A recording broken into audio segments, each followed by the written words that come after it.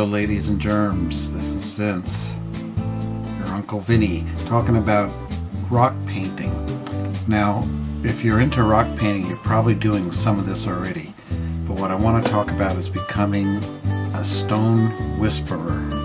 What is that? It's where when you pick up a stone, instead of having a preconceived idea of what you want to paint on there, let the stone talk to you.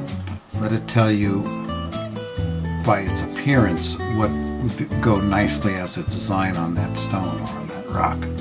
Rock painting is a really fast-growing fad. There's a lot of social media pages and websites dedicated to it. Most people just pick up a rock and start painting. The stone whisperer, though, takes the design process a little further by listening to what the rock tells you. This involves looking at the rock and letting it inform you of the best plan in making a memorable piece of art. You might, for example, get the idea to design from the shape alone of the rock. Here's figure 1 where it's pointed. You could put, I could see a red-capped garden gnome or a fish. I decided to do a fish on this one. It's the right shape. Some rocks have inclusions or bands of quartz in the middle, and this figure 2 shows a round rock with bands of quartz at right angles.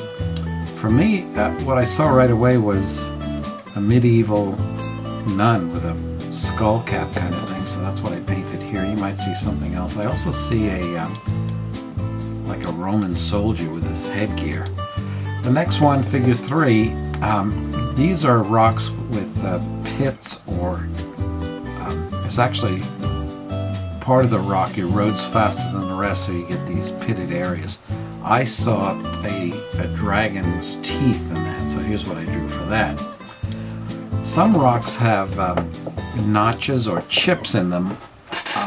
This one looks like a window or a house, so again you can see that it lends itself to a certain subject matter. So it's a creative process, and I'm sure you're already doing some of that yourself. Sometimes rocks have chips and bands and all kinds of markings. This one has bands at the top, circular bands at the top, and a chip out of it that looks like lips. So I made a face out of this one, figure 5.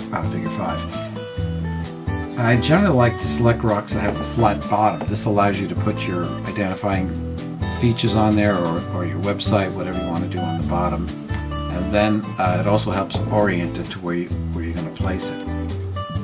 Now I have got a pop quiz. Here I've got a couple pictures of rocks, and what do you see in that? The left one there, I don't know, it looks like a loaf of bread or a cake or something.